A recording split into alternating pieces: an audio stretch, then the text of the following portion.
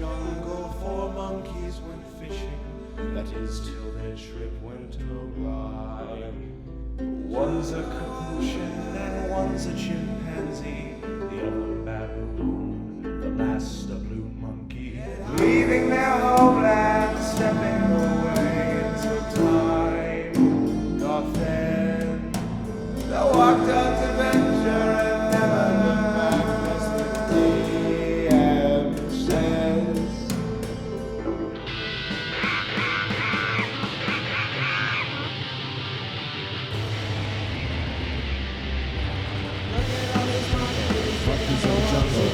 Look at all these monkeys. Monkeys in the jungle. Monkeys in the jungle. Monkeys in the jungle. They're not in the jungle anymore. They're not in the jungle anymore.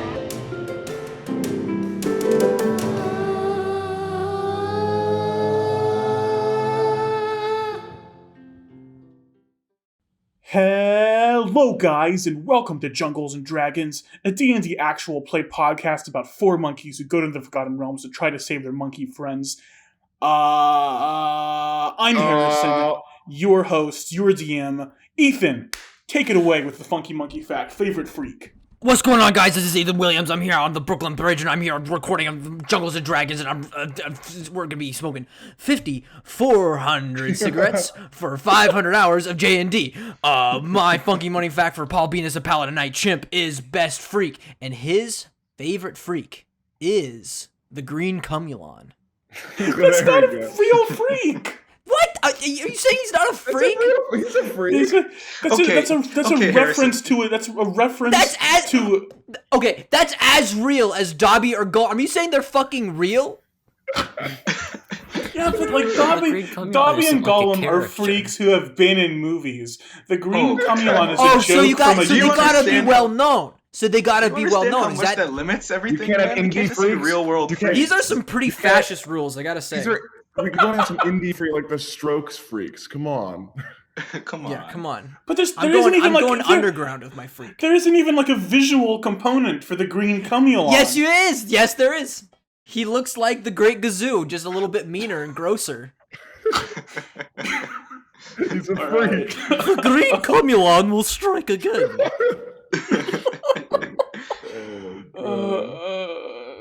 God. What's going on, guys? It's August. I'm here playing Spoons Rango. He's a wizard. He's a blue monkey. He's a little guy. He's got nothing right now but a bag of beats and a dream. And his favorite freak, best freak in the world, is Philly from Oz the Great and Powerful. I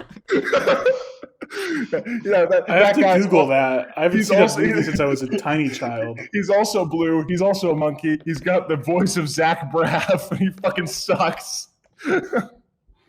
Oh, this fucking little flying ape.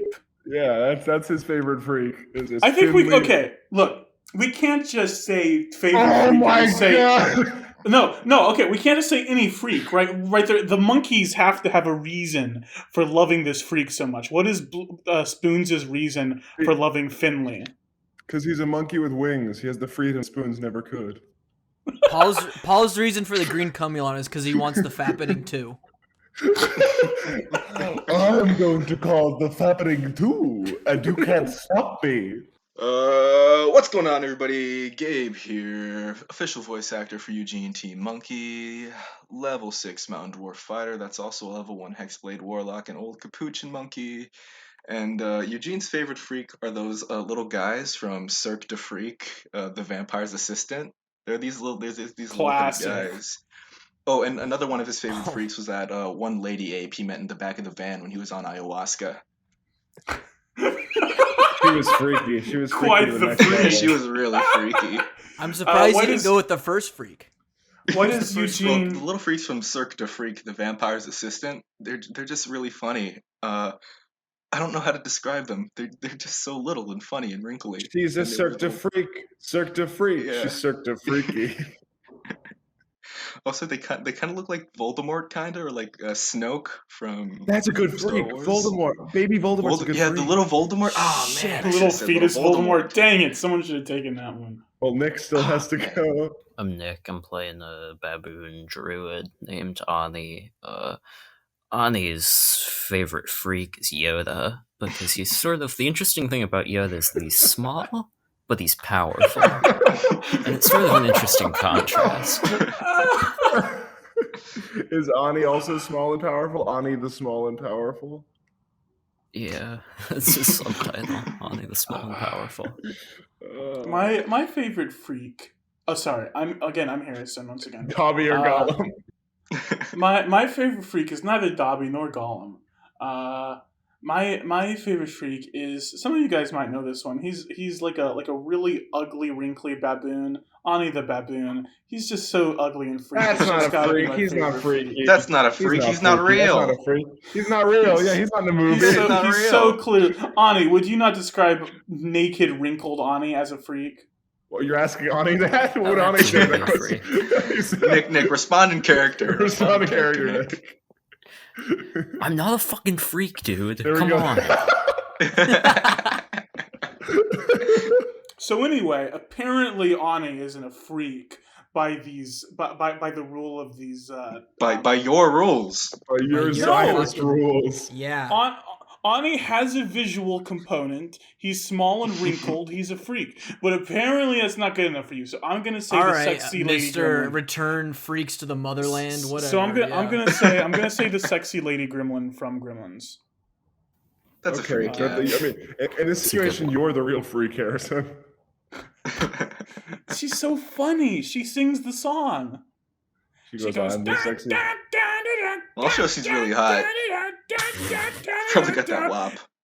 Ugh. Probably got that gop. Start the episode. Start the episode. Roll the clip. Jungles and dragons and jungles and dragons and jungles and dragons and jungles and dragons and jungles and dragons and jungles and dragons and jungles. Eugene, Paul Beenis, and Spoons Rango.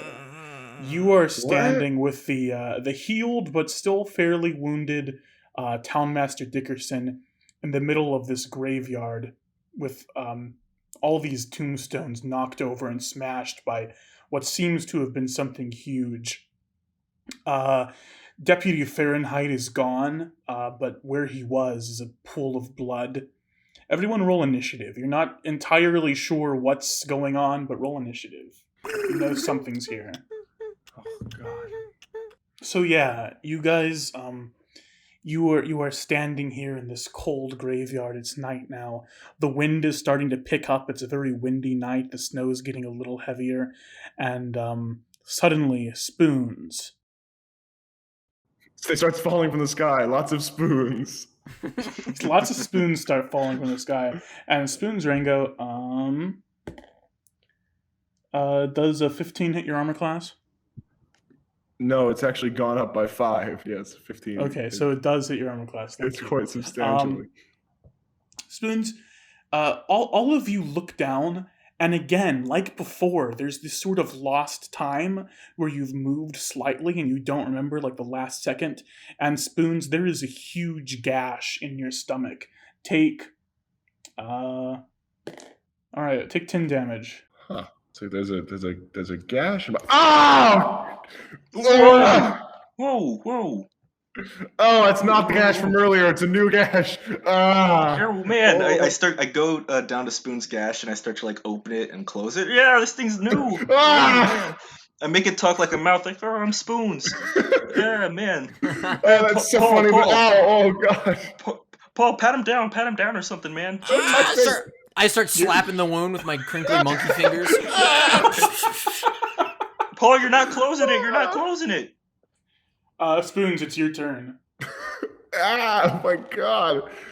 This is the fucking worst thing I've ever felt. This is a terrible experience. Man. Oh, wait a second. Can I use a reaction?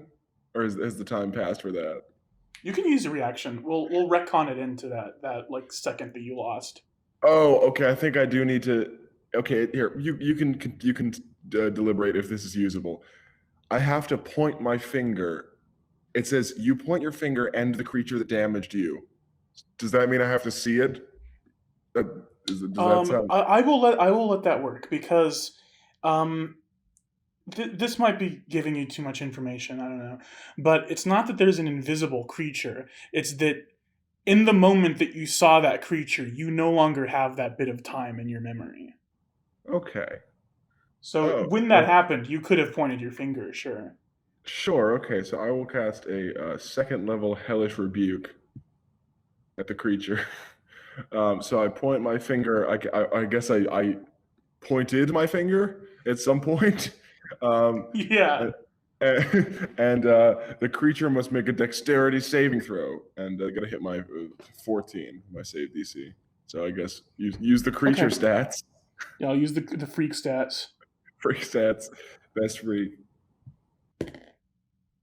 What does it have to be? 14. That's 13. Ah, yes. Oh, just got it. Should I roll damage? Yeah, roll damage. Ooga booga, baby. That's gonna be. Oh my god, I rolled very well. 16 damage. For my 16 My damage. hellish rebuke. So I go ah, and I start foaming at the mouth. So, like I said, you guys lose that like second in which Spoons was damaged. However, like a moment later, you hear this horrible screeching. This. Oh my god, that was terrifying. As you look behind you, and there is this like long appendage, like this pale neck with a familiar face on the end of it. This, I'm not going to describe it again, but the gaunt face with the dripping black drool and the tight lips stretched across this mouth of rotting teeth, eyes like wet holes, and this neck, branching off the neck towards where the head is, are like scores upon scores of bony, twisting arms with these long clawed hands on the end. But yes, this creature is on fire and it is screeching and it's going, "Ah!" And then, as soon as it stops, you can no longer see it. It has gone somewhere else. That first scream sent a fucking chill down my spine. My god. Someone else do. Are we still in initiative? Yeah, it's Eugene's turn. Okay, so I don't see the creature, do I? Can I? No, you saw it for like a second while it was screaming, but now you no longer see it. Okay. You guys see Eugene kind of instinctually kind of raise his hand up into the air, and towards some of the veins in his neck begin to kind of glow this sort of red color, and a pentagram seems to form and burn in the middle of his hand. Whoa. And I Probably just not a casted. pentagram. That's like an earth thing. So the veins in Eugene's neck begin to glow this bright burning red, and then in the center of Eugene's palms are two circles, and then a line down the middle, and then another line going across it. So it's kind of like an upside down cross, but it looks like a penis. Yeah, good. That's good. Yeah, I like that. That's cool. That's really cool. And I just casted Hex. That's a bonus action. So I did an extra D6 of damage every single attack I do. Sweet. So I'm just gonna kind of move myself in front of Spoon's Rango and take out my battle axe and be at the ready. And that'll be my turn. Sure, yeah. There's like D&D rules for that, but I forget what they are. Would it just be like holding What, for my body action? blocking? Yeah, you can. Okay, sure. You can hold your action if you want. I'll let you do that. I'll hold. I don't think my that's action until I technically see it. legal since you bonus actioned already, but I don't mind. You can do that. Okay. Okay. Paul, you're up. All right, so first of all, before Paul prepares his attack, he realizes kind of what's going on here, so he pulls out his classic that he's had the whole show, his classic Sony Walkman, right? And he slaps on his headphones.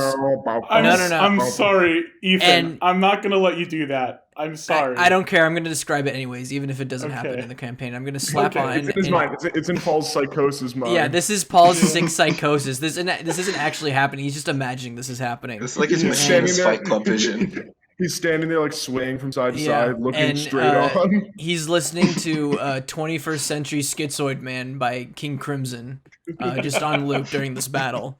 And he pulls out his long sword and he's like, "All right, I know what's going on. I'm gonna fucking get you."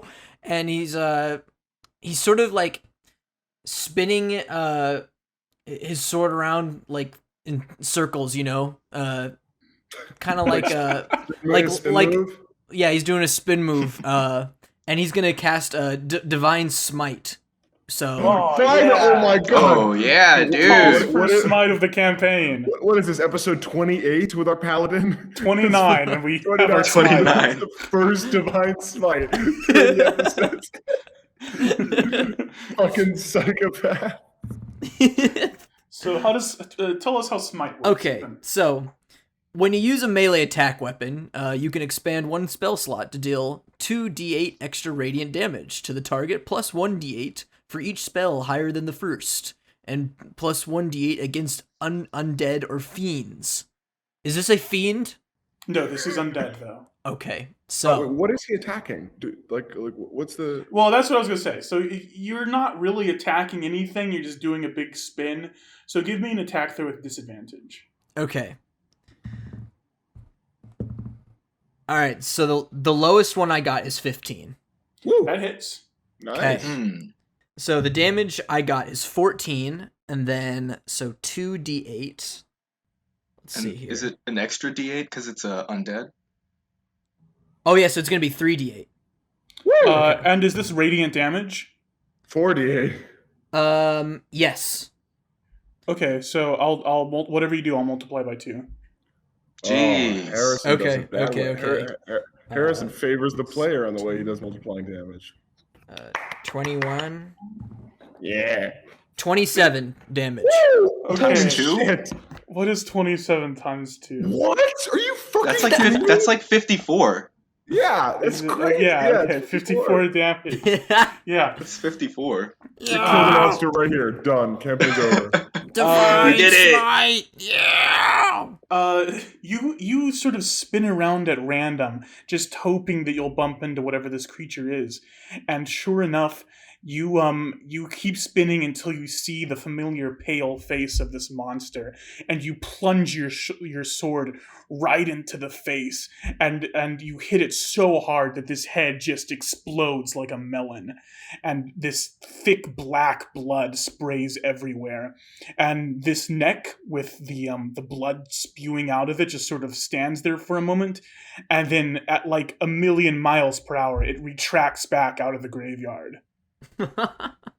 And the head, the bits of head lying on the ground sort of melt into nothingness.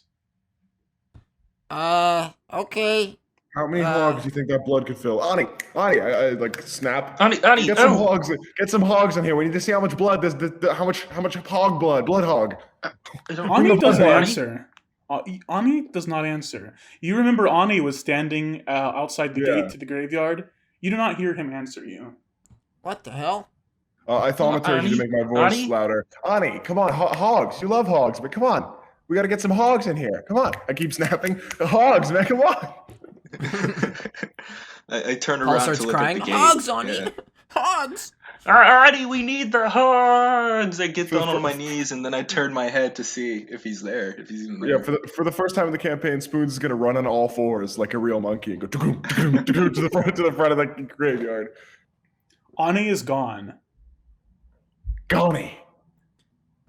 Huh? Gone! Code Paul Gani. Beenis Code just yells, Gani. "Gone." We got a Yeah, cool no. Gani! No, no, Got a cool no, Gani! no. Paul Beenis starts taking off all his clothes and slapping his chest and slapping the ground.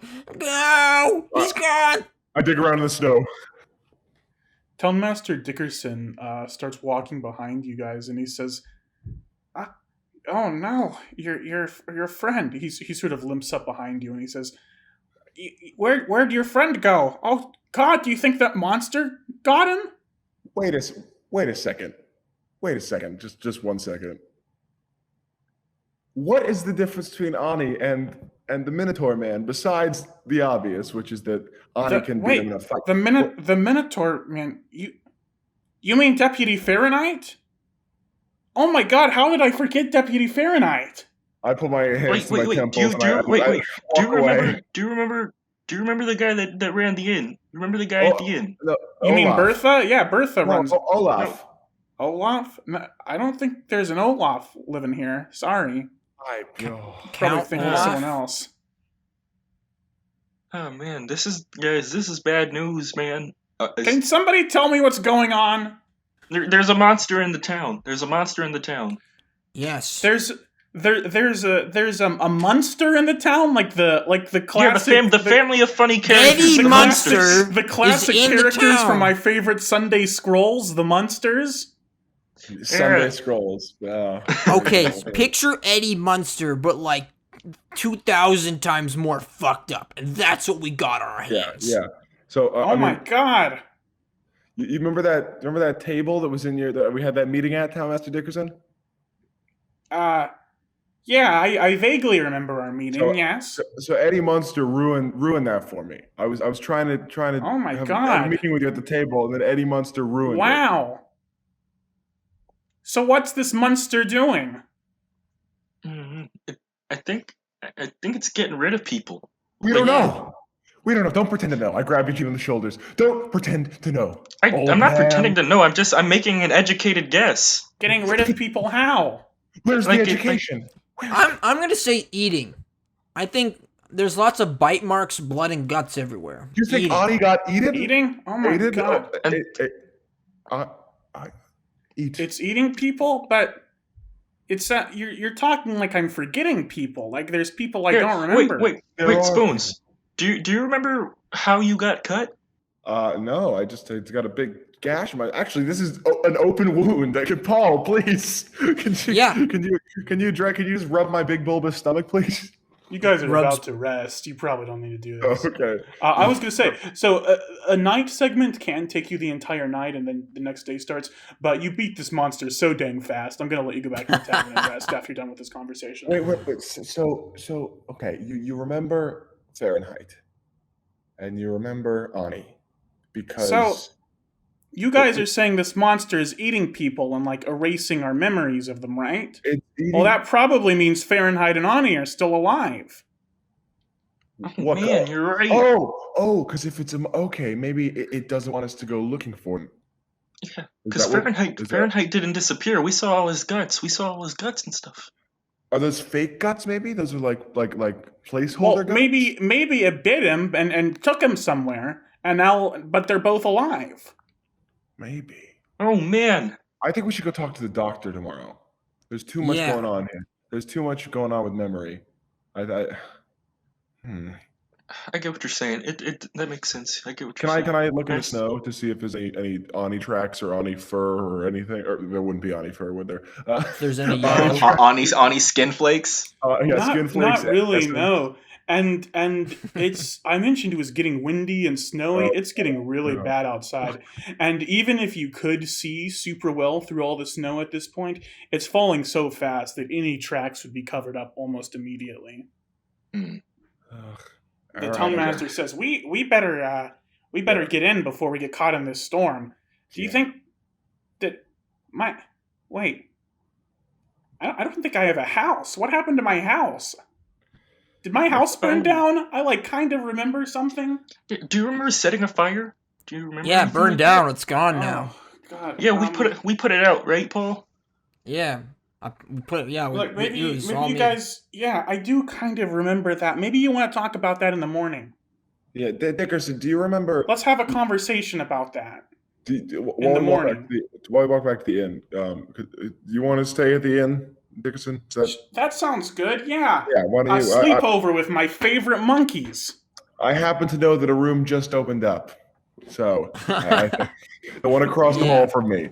We got an Oh, extra great. bed. I tonight. hope it doesn't have a filthy, dirty mattress surrounded by flies. That would suck. Yeah, that would be a No, we slid down on that. It's no mattress in there. Okay. Oh, so there's no mattress. Even better. Dickerson, just while we walk, do you remember when me and another guy who looks kind of like this guy, I point at Paul, we were talking to you. You looked around and something spooked you. Do you remember what that was? Nope. Let's go. So Okay. Harrison can cut to Aani. Yep, let's do it. Back let's do the Wizard of Oz walk. We lock arms and go. Yeah.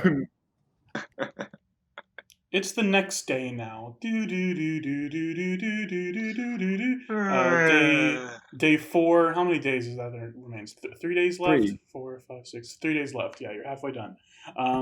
Ani, you sort of come to consciousness in just total pitch darkness. You can kind of hear water dripping. Feel you might be in some sort of dank cave. But yeah, you really can't see anything. The only thing you hear is that sort of water dripping and like a moaning sound coming from somewhere, like a like that. It's Harrison. He's in the cave. I guess I'll stumble toward this moaning character, see if I can find them. Are you gonna try to produce any sort of light or anything, or are you gonna stay in the darkness? I mean, I guess. Do I have like matches or anything? Let's see. What? Check your inventory. I have a torch. You have a torch? Okay, yeah. All right, yeah. Let me light up my torch and look around. Give me a quick low DC survival check to light this torch. That's 10. 10. Yeah, that'll do it. You bang it on a rock a couple times until the torch comes on, and you can see that you're in some sort of like underground cave. It looks like it was dug by something really big. You, with this light on, you can sort of stumble towards this sound, this moaning sound, until you walk through these caves a little bit and find a large, furry, very bloody shape lying in this cave, going oh. Hey man, you good, dude? You alright? The shape turns around on the ground to look at you, and you can see it is Deputy Fahrenheit with this wild, panic look in his eyes. He is panting, and he is missing an arm and a leg and a good portion of his torso, and there is just blood spilling everywhere. Uh-oh, that's not good. You need like, you want like a bandage or something, dude? Aani, that a bandage would be nice. Alright. Oh my god. I don't think I have any, but I've got some rope, some 50 feet of hempen ropes. No, I don't think that's gonna work, Aani. Just tie up his limbs, stop the bleeding. I don't. Okay, yeah. Sure. You give me a medicine check. Medicine, alright. Oh, that's a 17. 17. Whoa. Okay. He's like stump, arm, and leg. You managed to sort of tie a knot around so that they stop bleeding. However, the big gash in his torso is still leaking. But you managed to cut out like 2/3 of the source of this bleeding. And he says, "Oh God, Aani, where are we?" It seems like some sort of cave. Yeah, I gathered that much. There's some sort of creature, I think. A creature? That's all I've got. Oh, by the way, Aani, give me it's a new day. Give me your, Oh, yeah. wisdom saving throw at disadvantage. Come on, wise guy. 14. No. So, Damn.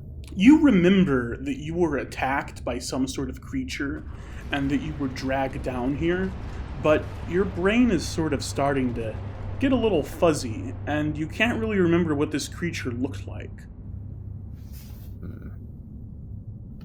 It was some sort of. It was a creature, that's for sure. A creature? I think I remember something like that. Something biting me. Oh, this is weird, Aani.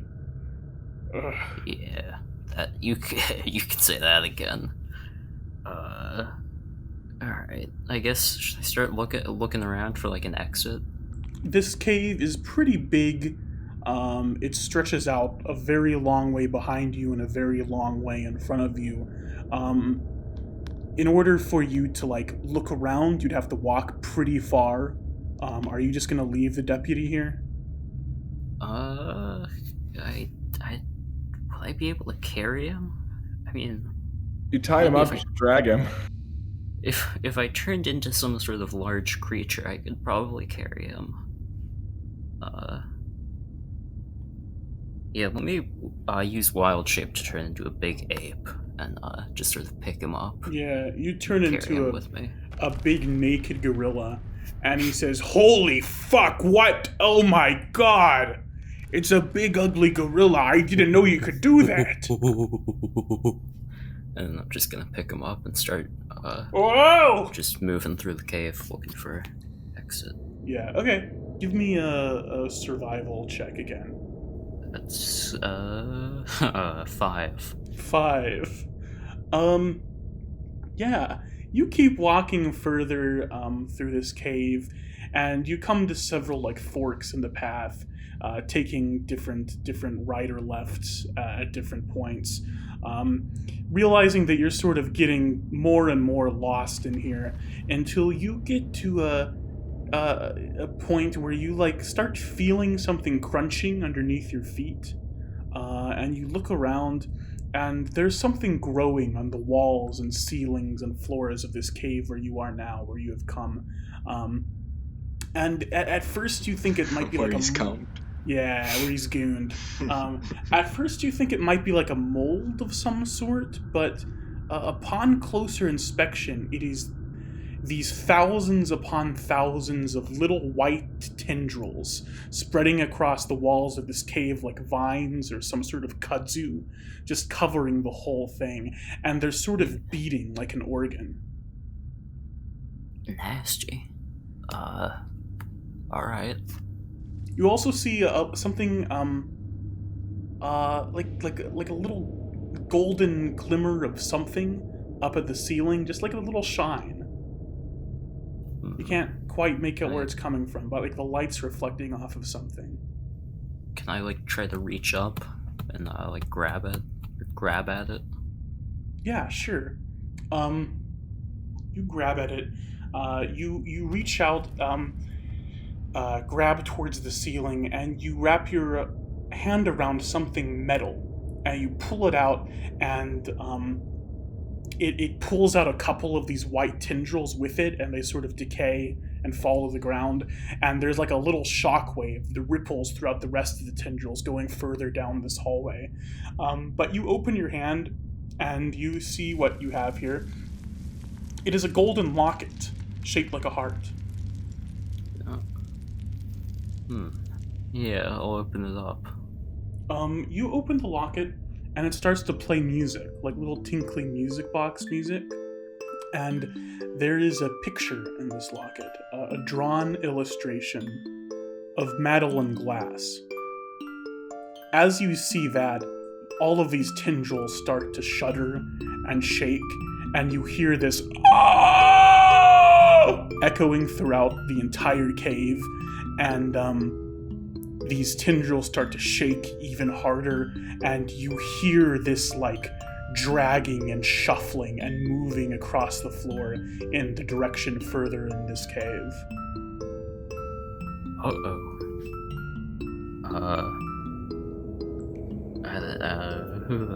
don't know. Just try to run, I guess. You gonna run in the other direction? Okay. Yeah. Yeah. Give me one more survival check. Alright. Oh, hey, that's a 17 plus 3, 20. Nice. Yeah. Okay. Yeah. You start to run in the opposite direction, and you see the shadow on the walls of something huge with several heads creeping its way towards you.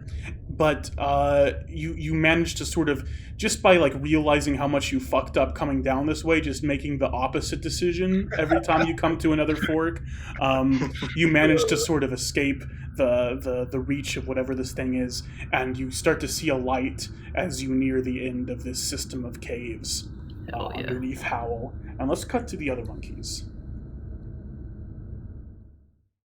You guys wake up in your tavern room. Long rest. Give me the checks. Give me our classic checks. The wisdom disadvantage. Is this a long rest, by the way? Yes, this is a long rest. Wisdom So, okay. disadvantage. I got an 11, not even close, even though I have. Oh wait, sorry. Let me disadvantage. Nope, 11's still the worst.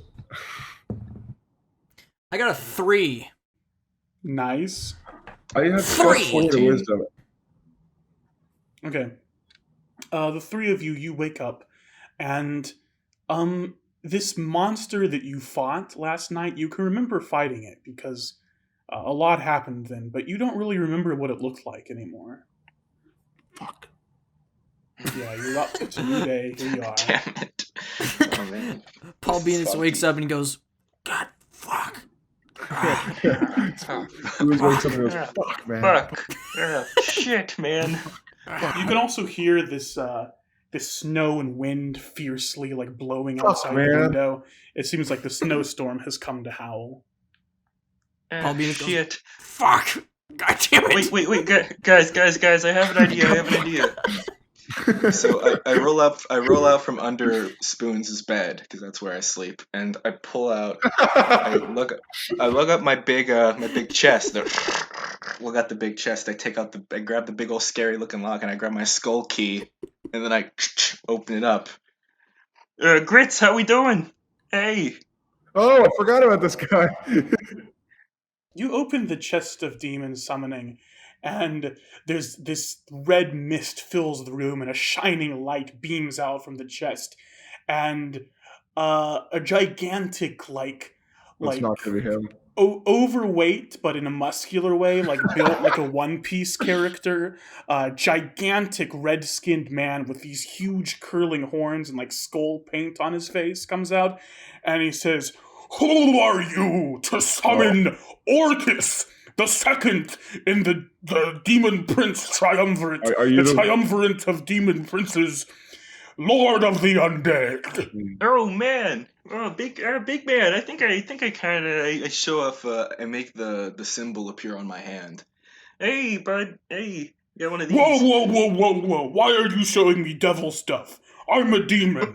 Get that out of here. Get that shit out of here. Fuck. Um, God, I guys. don't want to see that Hey, anywhere man. near me. Nice to meet you. This is Paul. I'm Spoons. Yeah, I'm Eugene. I'm the Hello, owner of Paul the and chest. Spoons. Our friend Eugene doesn't own you, but owns this portal that can, I guess, Yeah, drive you through I it own the anytime. property. Yes, the Yeah. chest of demon summoning. Fuck. Hey, do you remember what happened last night? Last night, I staked the heads of my enemies. I fed the infant children of Mephistopheles to. It was a wild night. Oh man. That Goodbye. sounds Oh, man. awesome, man. I can talk more Okay, about my thanks, crazy bye. adventures if you want. No, I okay. close down the chest. I lock it up. Goodbye. Yeah, don't care. I go into the keyhole and I say, maybe later. That's Orcus. Last night. That's great. What's his name? That was Orcus, Okay. the second demon lord of the Triumvirate. I write Orcus, Lord of the Undead. I write Orcus on my hand. He's a cool guy. Oh, man. I go, fuck. I start rubbing my That was head. fucked Shit. up. I'm gonna. Guys, give me a second. I take off my glasses and I go splash cold water on my face in the bathroom. And I look in the mirror and I'm just like, shit. I sit I bolt punch the mirror. upright. I sit bolt upright. I go, motherfucker, god damn it! I gotta get out of here. I gotta get some thinking time. I gotta get some space to myself. And I get up and I go walk towards the doctor. Anyone else Go really down- pissed today? I'm kind of pissed. Are you not gonna talk to the fucking Yeah, town I'm gonna go master? talk to Oh, Dick. right, he's here. Okay. No, Yeah, this is what we do. We all walk out and we go, oh, fuck. And we turn around and we go back to the town.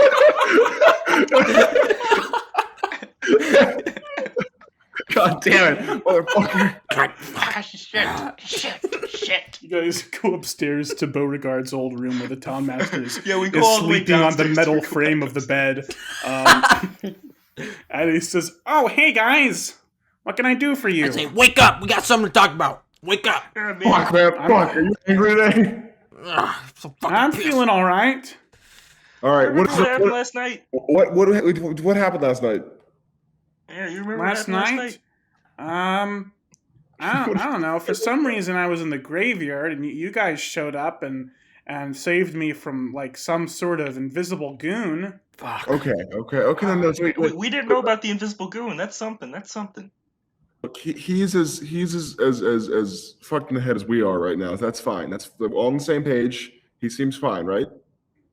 There is something I remember vaguely that you guys might find interesting. I don't remember exactly what caused my house to burn down, but I remember I was looking for something. You know, we keep all our town records in the Townmaster's Hall. You did. And I was looking for a specific, like 2 or 3 specific files, like specific pieces of information that I thought might explain how weird town has been lately, but I just don't remember. I'm sorry. Fuck. Files, comma Ethan, maybe. Ethan files. The Ethan files. I love that scroll, but no, that's not what it was. Do you think? Okay. Do we know if well, no, it's a snowstorm. But last time we were here, did we know if the rubble of the Townmaster's house was still there, or was that cleared out? If anything survived, it was taken away because the last time you passed it was just a bunch of rubble. There was nothing there. So if anything survived the fire, it's no longer there. I turn to Paul and I go, Paul. Yeah. Paul. What? Do you want to kill your dad? I thought you'd never ask. I go, he's sitting in that cell. And big cool guys, God knows where. We just got to get in there, get a little bang going on, and we're home free. Right? That guy who's terrorized us both equally for the same amount of time will finally be gone. Paul pulls out his own his sort of his own psychotic subjective mind comes out, and he feels like he pulls out a classic 2-barrel shotgun, and he cocks it back and says, "Yeah, let's go get the son of a bitch." You see that he pulls out a big rubber chicken. He goes, He pulls out the small dying man, and he just sort of cocks him. He breaks his spine and then pulls it back into place. Oh, Paul! This will make it easier for me to squirm around in the skinny jeans. Skinny jeans. Oh my god! You said you want to kiss your dad? I love a good, wholesome father-son relationship. Yeah, I'm gonna kick your lad in a second. All right, man. Yeah. Hey, I was thinking about maybe we should go down there anyway. Because if there's anywhere where the stuff from my house was taken, it would probably be the second most important building in town, Castle Sunblight, which is also in Old Town, where the jail is, where your dad is, if you want to kiss him. I also wanted to go to the doctor. Townmaster, would you say you have sway here, like pull, like cachet? I am the Townmaster, yes. Do you get along with Trader Mo? Trader Mo? Trader Mo's sort of a popular loner. He doesn't answer to anyone. No, let's just go. Come on. It's dark. The Townmaster says, make sure to bundle up. It's cold out there. There's a snowstorm. Yeah. Paul looks down. He's in his classic heart patterned underwear. He's like, oh, yeah, you're right. Puts on snow pants. As long as we walk fast, we should be okay. Let's take refuge in the jail. Oh, wait, no. Puts on the skinny jeans. Yeah, right. Movement. Gotta put on the skinny jeans. All right, let's go, guys. Paul gets there 2 hours later. If you wear the skinny jeans and everyone walks alongside Paul, I'm going to make you give me a survival check to see if you take any cold damage out there. Okay. Fine.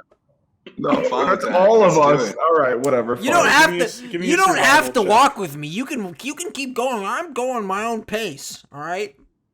I rolled a classic 7. Classic 7 number. I rolled a 4. Oh my god. I got an 18. Dog shit. Okay, no, I thought it was 8. Okay. What does the Townmaster get? Paul, the Townmaster, they roll for the Townmaster. 19. Okay.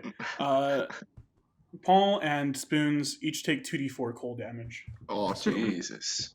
Watch it be 8. Watch this. Ready? Oh no, it's not. It's only 3. Okay. Nice. 3. Um, Yeah. As you guys are walking to the jail in Old Town, you pass this like little almost like a pothole, but it's not just a dent. It's like a full ass hole. A little wrinkled gorilla head pops out of there, followed by a wrinkled gorilla body with the incredibly Whoa. bloody Deputy Fahrenheit on the. That's the back beast. of it. That's the creature that killed Deputy Fahrenheit. Kill him! Oh my god! That's it. I'm That's gonna the turn back beast. into That's the Aani creature. and say, I'm not the beast, I'm not the beast. Paul Run Beenis, there, oh my god! Paul I Beenis throw a pulls rock the at him. 2 icicles out of his nose and uses them as like daggers. Like he squares up. Deputy Fahrenheit is unconscious by now, by the way. Oh fuck. Oh shit, Paul, deputy. Oh, pull him! I'm gonna pull him. Lay hands on Oh, pool. nice. How much hands are you gonna lay on him? I'll do 10. 10. Okay, yeah. He takes 10 HP back, and takes he's 10 still damage? unconscious. But yeah, he takes some damage. No, he regains 10 HP, and these sort of bleeding wounds seal up. He's still unconscious, but he looks stable now. And Paul, once again, you feel this like strange divine aura sort of fill you as you do this. Oh. You hear the crack of a bush light.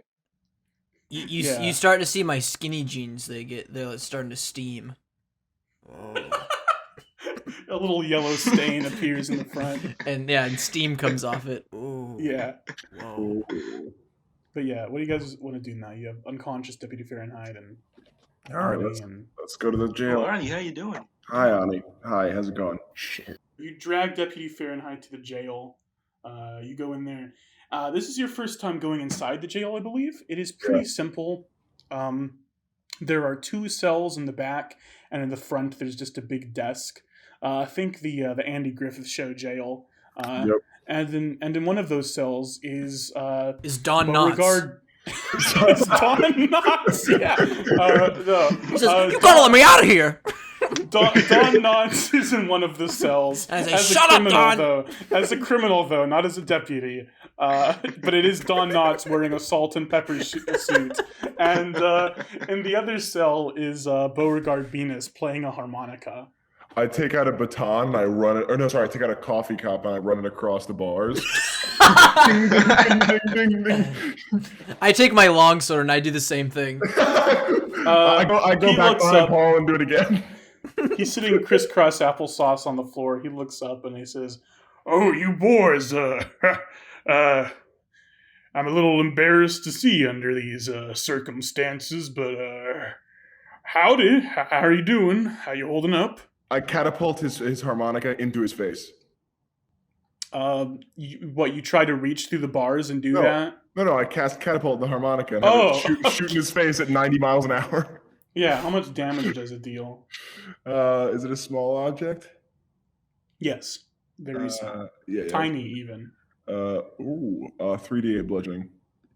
Okay. Oh, Have it Jesus. go up Oh, God, that was a really good roll. Just 20 damage? Have it go up his chimp nostril. Yeah, it's right up his nose. You catapult the harmonica straight into his face.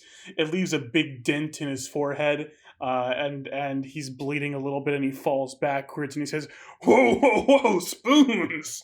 What's gotten into you, buddy? Am I funny to you? Why are you laughing? Am I funny to you? You're my friend." He's funny like a clown, huh? I'm funny like a clown. That's how I'm fucking funny to you? I don't know why you're so angry. I don't know why you're so riled up. It's just me, your friend, Beauregard Beenis. Aani, how many hogs do you think could fit inside of Beauregard while he's still Oh, alive? at least 3. Yeah, I cracked my knuckles. Now I'm just a sort of a humble novice when it comes to magic, but I don't believe you can summon the hogs into occupied space, which is me. Oh, no, we can't, but we can get him in there. We can get him in. Oh yes, we can. Paul is this is your he's battle, sitting not mine. he's sitting crisscross applesauce with his back to Beauregard with his longsword on his lap like a stoic samurai, and he stands up with his sword. He's like, Oh, but we can cut him in and get him in there. Boys, Paul, boys. you seem pretty cross with me, Paul. You seem pretty peeved off with your old dad. You're Is not my there anything dad. you too, Spoons? God, what's gone into you? What? You still mad about that troll from earlier? I'm sorry I couldn't catch it. Beauregard. What? Yeah. What word would you use to describe a troll? Hairy, big, one of those. He said Is one that- word. Is that not? Is that not inherent, Beauregard? Are both of those not inherent in a troll? Wait a minute. Spoons, you're Those talking about a words- bunch of bullshit right now. Those words could also describe you, Pop Pop. It's I'm true. not big, I'm 4 feet tall. I turn my hand. You're I bigger turn than around, me. I cross my arms and I go, you know what they say about liars? They say that they add extraneous details to make their story more believable. I'm like waving my hands around. And so when I hear big troll, I think fucking deceiver, Judas. All right. And I point at him. You know what, Spoons? You want to duel me? You want to duel? Come right in here and take me. Maybe I will. Hey, Spoon- Paul. Do trolls know about retail? Do they know how to sell things to a yak man? Do they know how to strip stuff from my skin pockets? I don't think they Spoons, I want you to sell my dad this pen. do. You want to sell your dad this pen? And that's code word for shove it up his ass. The key's in the desk, Spoons. No, Spoons is gonna breathe for a second. Go. Then grab Paul, like hold on to his arm, misty step into the cell, and then go stand in the corner and let Paul handle it. Hey, wait, what are you doing? Get back here! You said we're just gonna. No. Can you misty You're- step you're- with we're someone? both the Can you misty step with someone? Yes, Okay. You can take one person with you. So if you're touching them, so we both go in, and then I just go stand in the corner and sit. Oh, Jesus. Paul Beenis has his another subjective altered reality episode where he takes off his suit coat and reveals this giant dragon tattoo on his back. He's like, all right, well, let's do this, Pop. Paul. I'm not scared of you. He sort of does that beckoning thing with the two hands, his two monkey hands. Oh, with the Bruce Lee. And Oh no. he says, "Come on, Paul, show your papa what you got. Impress me." All right, I'm gonna cast Divine Smite. Okay. Oh, Yeah. First of all, roll the the attack. divine punch, man. Okay. This is a duel, not a proper fight. So I'm gonna say this is a pose. This is like a proper fencing duel. Okay. He doesn't have a sword. He has his Sword? fists. Yeah, okay. But it's a duel. Okay. So that was a 17. Versus a natural 20. Fuck. Oh, you my lunge God. towards him with your sword, but he grabs you by the shoulders, and he sort of slides past you, and he throws you straight at the keyhole in the door. I guess the keyhole's on the opposite side, but he throws you straight towards like doorknob, and you bang your head on it, activating his glyph of warding. What What the that fuck? is that he has planted an invisible glyph on this doorknob, which, when triggered, and the trigger here is to touch it, will produce 5d8 acid damage in a 20-foot sphere. That's all three of you. That's Oh my- him. That's you two. Only 20 damage. Oh, okay. Okay. I mean, whew. Thank God it's only 20. Ow, fuck! It burns! He also takes this 20 damage. And he says, as this acid sears into your flesh, and he says, "All right, Paul, you ready to talk now?"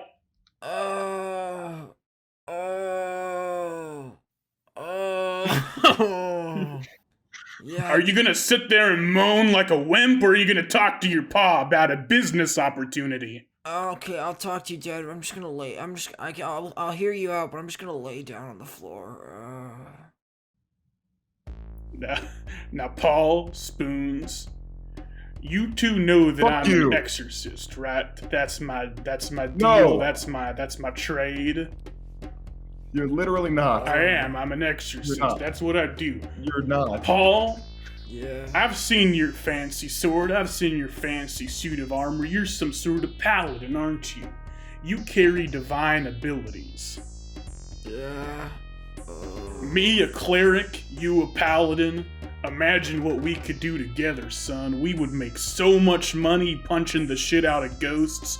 Just imagine it. The two of us could rule this city, Paul. Dad. Pa, it's not about the money, Pa. We gotta rescue the monkeys, Pa. Think about the children. The children? What children? You think like if these monkeys probably have like children or maybe will have children, so you gotta think about long term. You want me to help you save these monkeys with you, is what you're saying. Pa, when's the last time you did anything good in your life? You know, Paul, seeing how far you've come, seeing you swing that sword around, even if you did miss and hit your head on the dang doorknob, it's, I have to say, I'm quite impressed. Maybe I was wrong about you all these years, Paul. Maybe it is time that me and you team up, but not for one of my hackneyed schemes, but instead to do something good in the world. Pa, people can change. You used to be a piece of shit, but now you can change. You can change that, Pa. Let's go help some monkeys. Paul, I have been thinking. Yeah? Ever since that big argument we had 2 nights ago, I've been thinking, and I truthfully do want to be a better person, Paul. You know what? I'll join you on your quest to save these monkeys if you'll have me, on the condition that you let me practice my exorcistry on the way. Monkey huddle. Well, they're Eugene and Aani are out there, and you two are in here, and the door is locked. So we can talk through the bars. We can huddle through the bars. All right. Do I count as a monkey in the monkey huddle? No, just stay in the Okay, corner. I'll stand over here. All right, monkey huddle. Paul crawls over to the bars. What do you think, guys? What do you think we should do, huh?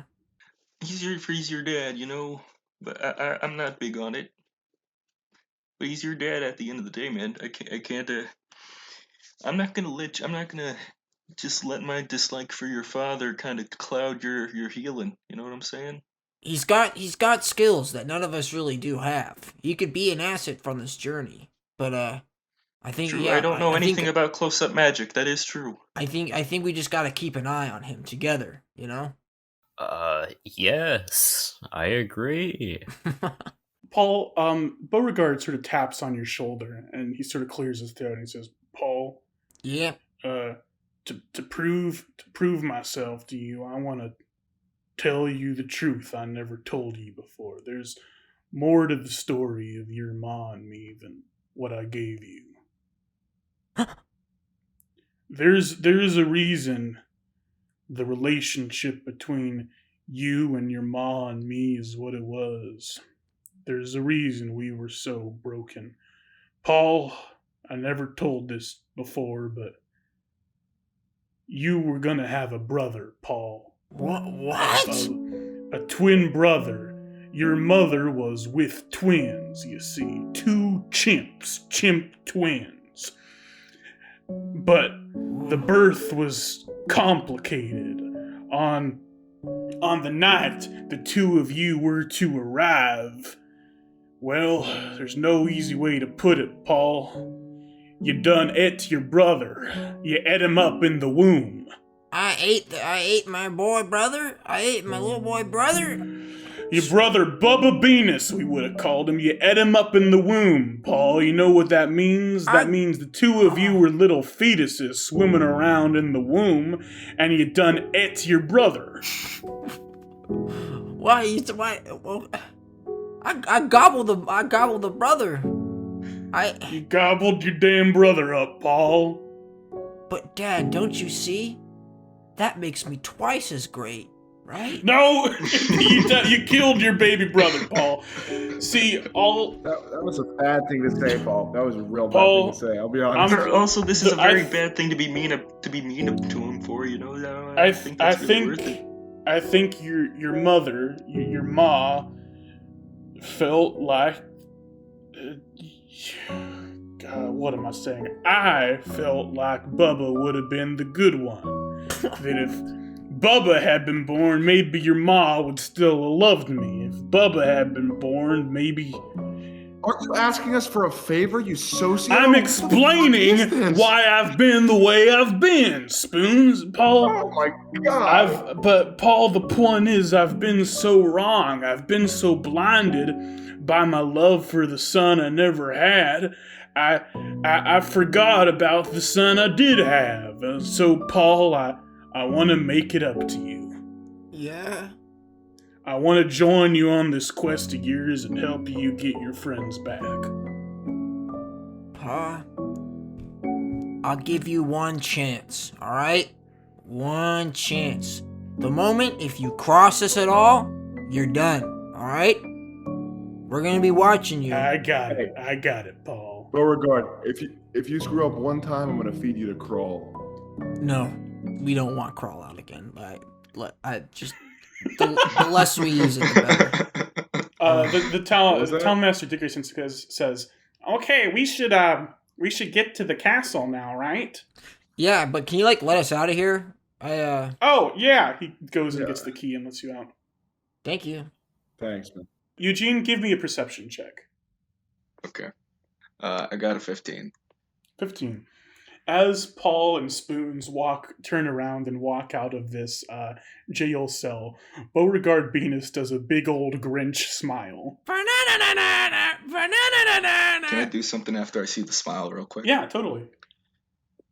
As Eugene sees that, he looks into Beauregard Beenis's eyes, and he takes off his glasses, and a single blood vessel in one of Eugene's eyes pops. One of his eye vessels pop, and the same one in Beauregard's also pops. I cast Hexblade's Curse.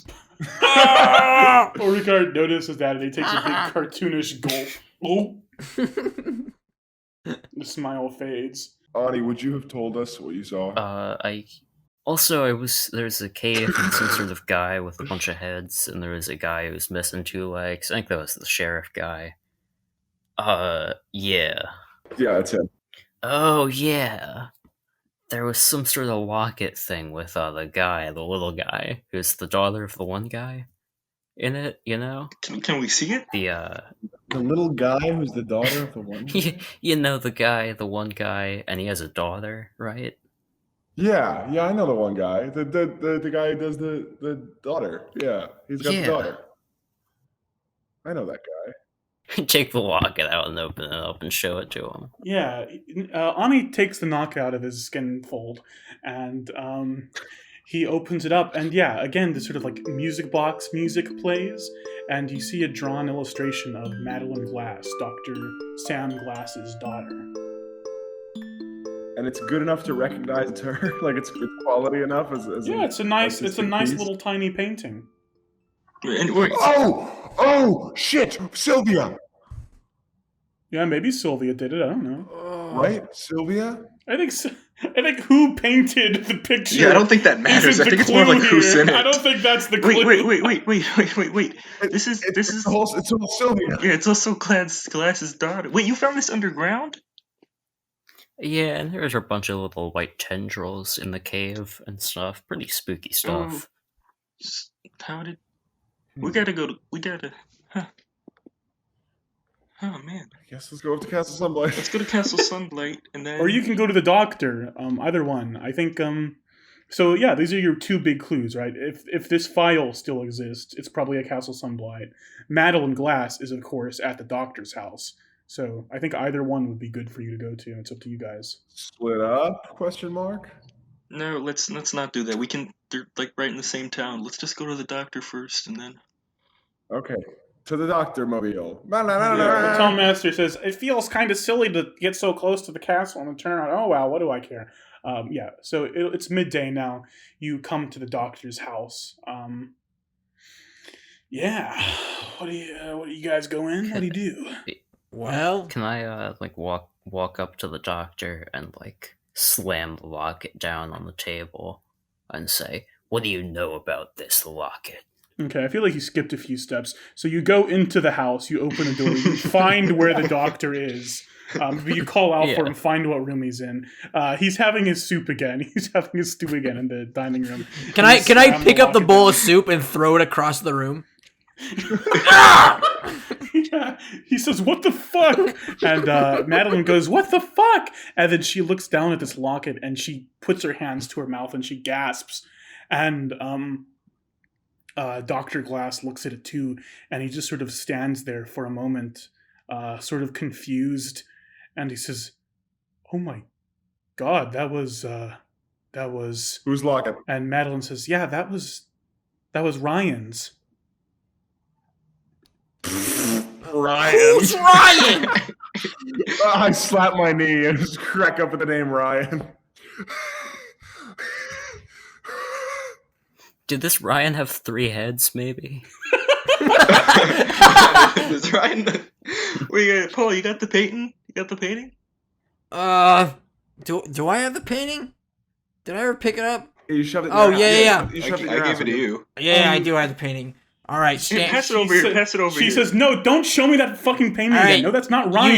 Eugene, get the rubber glove. Get the rubber glove. I start bending Ryan over. Was like, no, Yeah, I Ryan take was like the- a normal. Don't take it out of your ass. Ryan was a normal-looking human dude. You don't have to show me that again. Wait. Did he have a long neck and white teeth? Dr. big Glass white says, face. no, Ryan was my apprentice. Remember I told you that I had the Book of Mind a long time ago and my apprentice stole it Remember, a few months back? Yes. I don't remember Wait, what I had for yeah, breakfast this morning. This town's so fucked. That How do you was expect me to- that was Ryan Milch, my apprentice. He ran off. Milch. Yeah, okay, yeah, funny name, right? I thought so too, but he's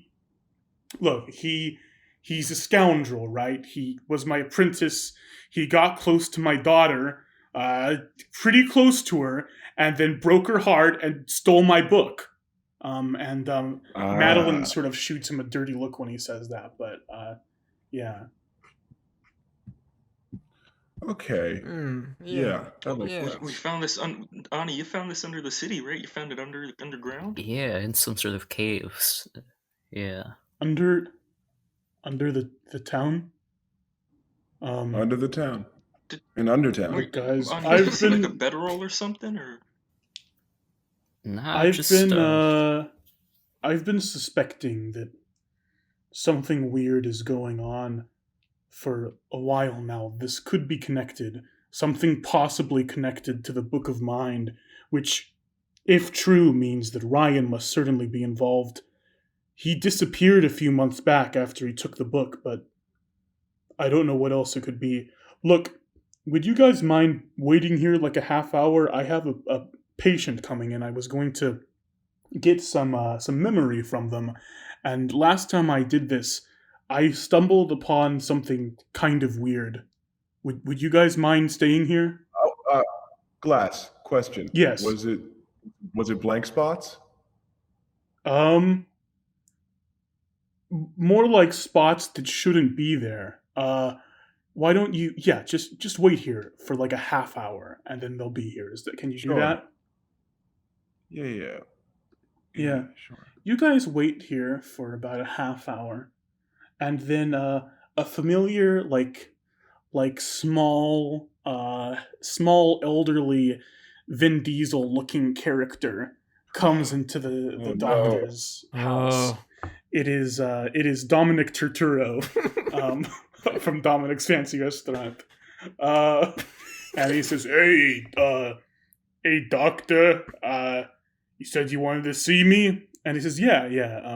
No, Xanathar wants his stuff. Mind if we do a quick session? You got a lot of fun memories." And he says, "Yeah, sure, whatever. Let's do this." Just And don't. he takes them into this room. What were you saying? I just Paul? said, just don't bring up Brian. It's been Brian. a long way. Brian? I don't know what Brian is. This like a reference to something? I guess it's already happened. You've already got that memory erased. Never mind. Okay. Brian was your apprentice. No, that's Ryan. No. No, Brian Walsh, your apprentice. Oh my god. I think I found out the mystery. Every character's just a variant of Fast and the Furious. But yeah. Wait, glass? Wait, glass is made out of sand, and that's made out of rocks. That's the rock. Oh no. Oh, no. Dr. Glass has him sit down, and like before, he grabs these pages, which were taken from the Book of Mind, with this weird and unintelligible writing on them, and he starts to sort of rub them, and they sort of start to glow a little bit, and a hum fills the room. And the doctor kneels down in front of Dominic, and he says, "Can you hear me, Dominic? Can you see me?" Dominic James. Dominic sort of nods a little bit, and he says, "From the brilliant mind of Dominic James, the Goon Squad." No, From the brilliant mind of Dominic Turturro. he's- Some memories. he says, "Dominic, I want you to tell me your happiest memory." And Dominic sort of looks up, and he says, "It was a weirdly warm summer for Howl.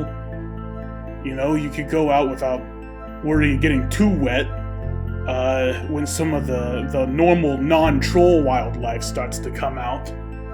My son was with me. I was gonna teach him how to fire a bow, how to shoot an arrow, how to hunt, and we had so much fun that day. We neither of us hit anything, but that's sort of the first time I ever really got to bond with him since his mother passed, you know, and Dr. Glass sort of looks into his eyes and he says, "But your son, Dominic? Doesn't that seem weird to you?" And Dominic sort of frowns and he says, I don't have a son." "What son? What?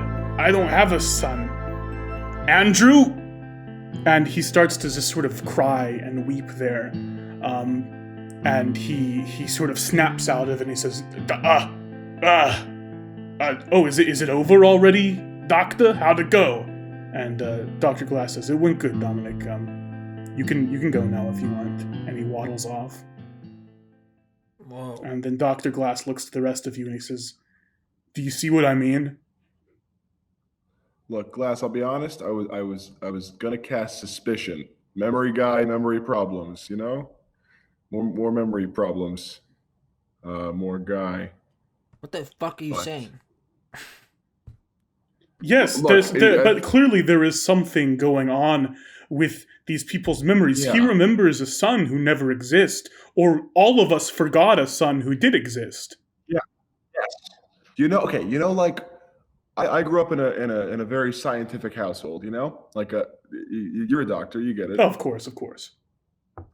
You know, like when You're naked, by the way. Has You ever anyone hear- pointed that out to you? I'm naked all the time, calm Okay. down. You know, you ever study eyesight, Doc? Of course I have, but you should remind me just in case.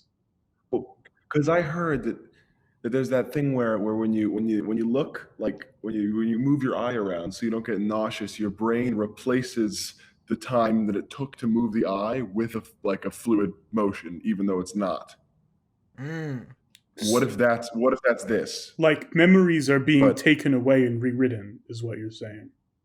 Not even. It's just like what should be there was put there to mask what was actually there. Paul Does that make sense? Beenis looks to the camera and he says, "And they say you don't learn things in Jungles and Dragons." And then cuts back. That Jungles and Dragons fact was sponsored by Owl. But yeah, Dr. Glass. By Owl? I don't it's, you know the one. Dr. Glass looks down at you and says, "Yeah, so it's got to be the book, right? Got to be the Book of Mind." I don't know. I can't read. I walk away. Okay. Yeah, it could be the Book of Mind. I'm gonna just make a bold prediction here. I can read. All right. Alright. Looks like. He says, "Well, anyway, I've got some chores to do outside in my herbal garden. I'll see you guys around." Oh. And he walks outside, and Why'd Madeline you say it like that? Madeline turns to you and she says, "Hey, do you mind if I talk to you monkeys really quick?" All right, just don't be embarrassing. Hey, we're the monkeys. This whole look, I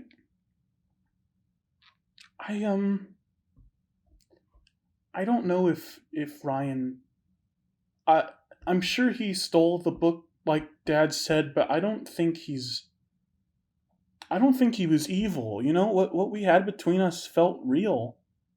I just want you guys to, don't judge prematurely, please. I think there's more going on than Ryan stealing the book and concocting a diabolical plot to steal people's memories.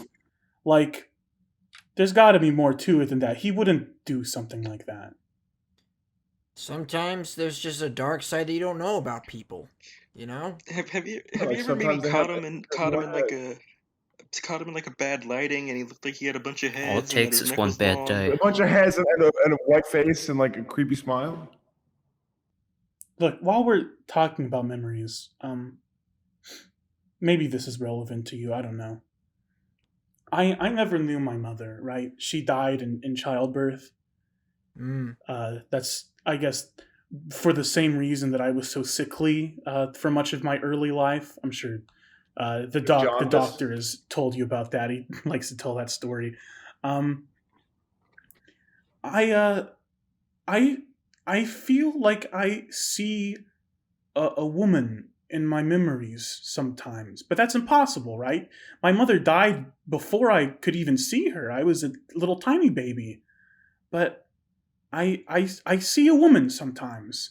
Do you think, like, it just like in my dreams, right? The same woman, and she's, I think she's calling my name, but I can't hear her. But do you think that has to do with this monster, maybe? I know exactly what you mean. You know, I ate my brother in the womb, and before You just learned this. by I the way. just This is learned new. this, and you know, back growing up, I used to hear, "Yep, I'm Bubba. Yep, I'm Bubba," and I thought I was going crazy, you know. But Yeah. Is Beauregard here? Is Beauregard in the room? Yeah, with us? Beauregard's just sort of standing there picking his nose. yeah, he's not paying attention. Don't worry. Is Beauregard in the room with I us leave- right now, August? I need a lawyer. I turn over to Aani. I go, this will really suck if she just has a dead mom. But yeah, she says, back to Ryan, this is going to sound bizarre, but I think somehow being with him helped me jog my memories, if that makes sense. Like, I feel like whatever the truth is with this lady I see, I was getting closer with him. And I know that sounds insane, but I don't know. He helped me a lot. I just don't want to believe that he could be involved with this. Well, sometimes the guy's just got more necks and more heads than you saw to begin with. Yeah, All right. I guess it's possible. And I mean that literally. No metaphor. Oh, that's weird. Sometimes they've got their extra heads stuffed in their collar, Sometimes- and you don't notice Sometimes it. he looks a and little they like pull his him out. Lester man up Paul's ass and pull out the vein. Oh shit, August, the cops are here. We gotta get out, gotta get out.